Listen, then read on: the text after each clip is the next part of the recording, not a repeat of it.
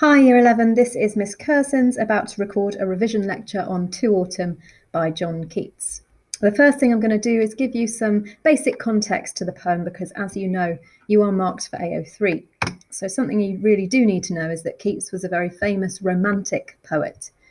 Don't get confused and think that being a romantic poet meant they talked about love. Actually, this means that they are particularly focused on the theme of nature. They were interested in the beauty, in the purity, and in the power of nature, and that comes across in a lot of Keats's writing. But we also need to consider not only his positive attitude towards nature, but also what was going on in his life at the time. And at this point of writing, Keats had found out that he was dying of tuberculosis, which is at the time was a lethal disease, and he knew that his death was imminent, meaning it was coming very soon. So that kind of somberness, that kind of awareness that life is short is also coming across in this poem. I'm going to start with the first stanza and then work my way through because this poem is very much divided into key sections, and I'll explain that as I go. So, first stanza.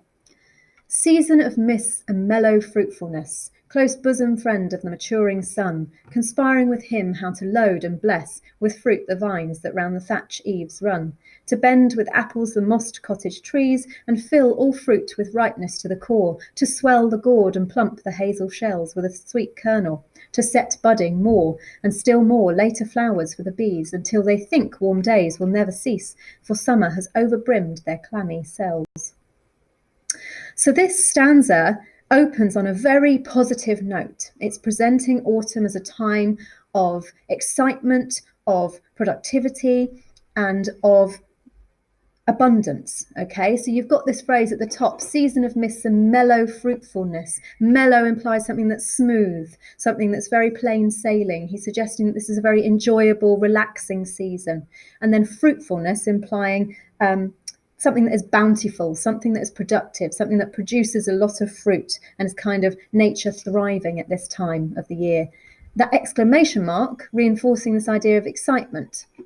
So a very positive tone is introduced at the start of this poem, which is not necessarily then reinforced throughout. So let's have a look. Later on, he uses the line to swell the gourd and plump the hazel shells, this idea of things growing, becoming larger, ripening almost like at their prime, ready to be plucked, implies that this is the perfect time of year. This is the ideal season for fruit. And if you think of that as a metaphor for his life, you could consider that he is referring to this early part of autumn as like the prime of your life, the point in your life when you are most happy, most content. But we also need to be aware that when things are swelling or becoming plump, they're going to reach a point where they're going to burst, or where the container will no longer be able to contain what it's holding. So we're aware that this is kind of a temporary state of perfection and that it cannot last. And you realise that in the line, until they think warm days will never cease. That use of the word think implies that they're being naive, that it's naive to think that something so perfect can last, when actually they're becoming overbrimmed and clammy, meaning too much of something, overbrimmed, implying that no longer are they just plump, but there's too much.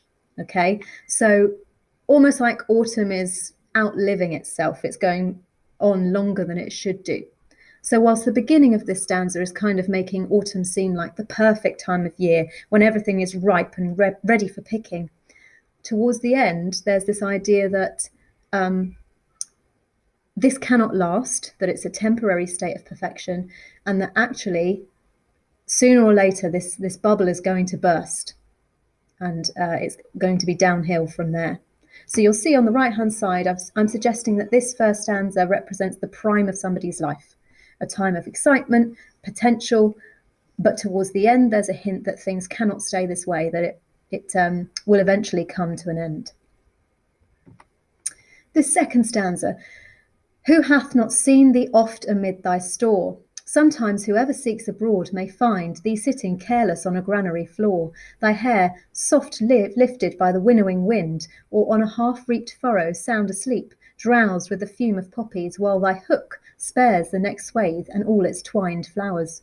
And sometimes, like a gleaner, thou dost keep steady thy laden head across a brook, or by a cider press with a patient look, thou watchest the last oozings hours by hours.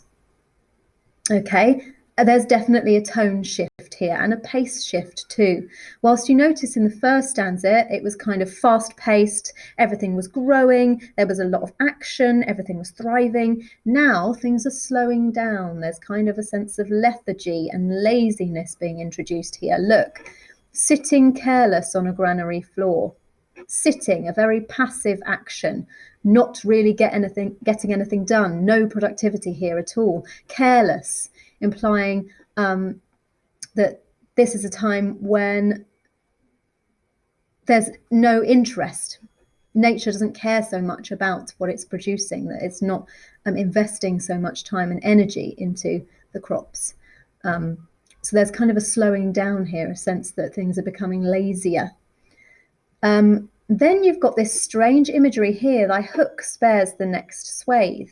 When it says thy, it's referring to autumn. So it's personifying autumn as if autumn is a person. But it's actually comparing autumn not just to any person, but to a particular figure, using this idea of the hook. Now you'll notice I've got an image here of the type of hook it's referring to. And this conjures images of the Grim Reaper. So it's making autumn seem like the Grim Reaper, the symbol for coming death, okay? Which gives autumn this new sense of being threatening, of being malevolent, of being menacing. So whilst earlier it was all positivity, all growth and abundance, now there's kind of a threat there that Keats himself or the reader could be part of the next swathe. The new section of crops that are going to be cut down by the hook of autumn, by the Grim Reaper's hook. And then you'll notice at the end, it's talking about thy watchest the last oozings hours by hours. Last oozings, implying things are going to come to an end soon. The oozing is kind of, they're trying to eke out the time, but we know that time is precious and then it will eventually run out. And that's kind of reinforced by the hours by hours, the repetition of this semantic field of time, implying that eventually things are going to come to an end and that death is imminent. Okay, so for stanza 2, I'm suggesting that this is about beyond the prime of your life, when you're starting to age, when things are starting to slow down and you're becoming lazier and lethargic, and you're more aware of your mortality, more aware that you could die at any moment and that the Grim Reaper might be waiting for you.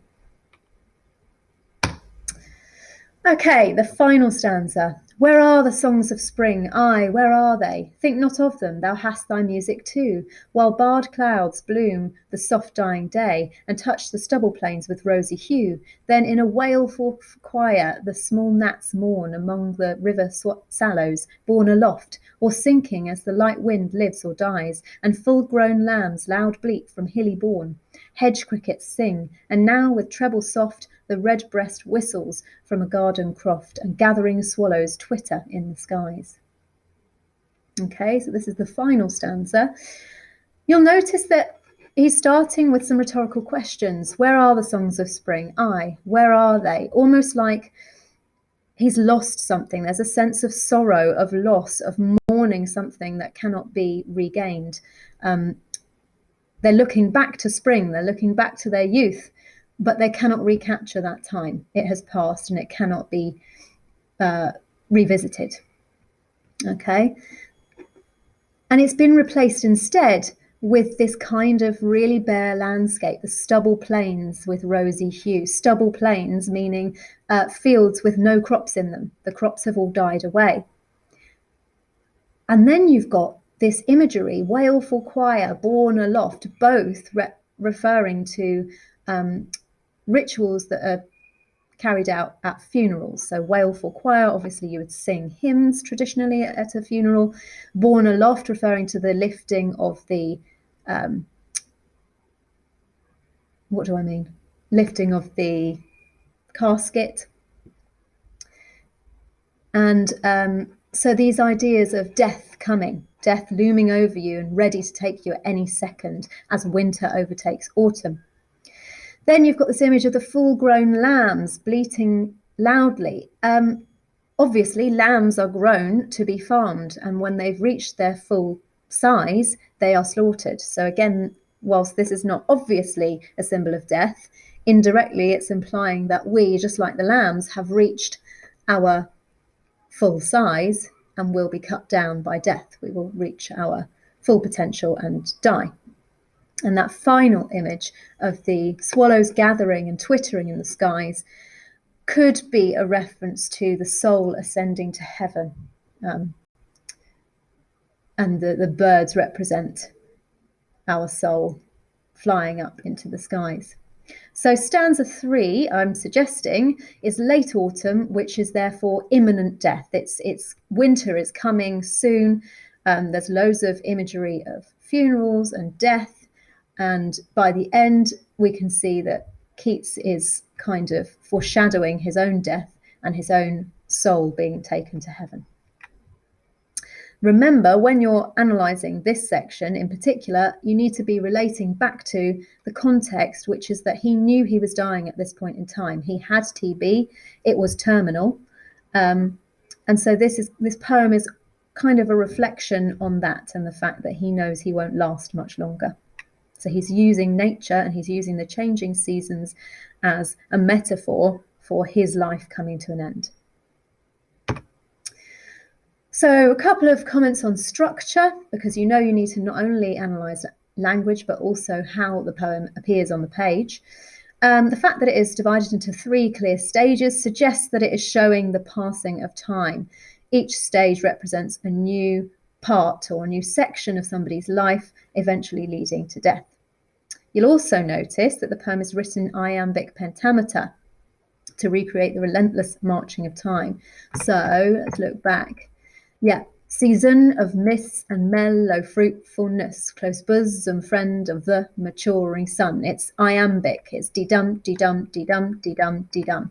And that's relentless throughout the whole poem, suggesting that time will continue to go on, whether you want it or not. Okay. So that takes me to our key themes in this poem. You've got nature, obviously. You can see how his approach towards nature shifts as the poem goes on. Initially, it's shown as something bountiful, beautiful, full of life and warmth, and then it begins to shift and become a bit more menacing and chilling as autumn becomes personified as the Grim Reaper, and ultimately the swallows are ascending to heaven. You've also got the theme of time, which obviously is shown as something almost threatening because it cannot be stopped. It's relentless, it marches on. And so something that originally started as a beautiful, mellow season of fruitfulness must give way to a harsh winter, which represents death. So time is shown as almost an enemy, something that cannot be stopped, no matter how hard you try. And then finally, the theme of change. It starts in one particular state. Autumn begins as something beautiful, and then it shifts to something a lot more stark and eerie and something a lot more frightening. And it's almost as though we cannot prevent that transformation. We cannot keep things the same way all the time. We have to accept that things are going to change. In terms of comparison, these are a couple of poems that you might like to look at. The Prelude by William Wordsworth. That's the one where he talks about ice skating with his friends. You'll notice that both of those poems are presenting nature as something exciting and beautiful and bountiful at the very beginning. Both of them have a very positive outlook on nature at the start. However, they both have a shift in tone.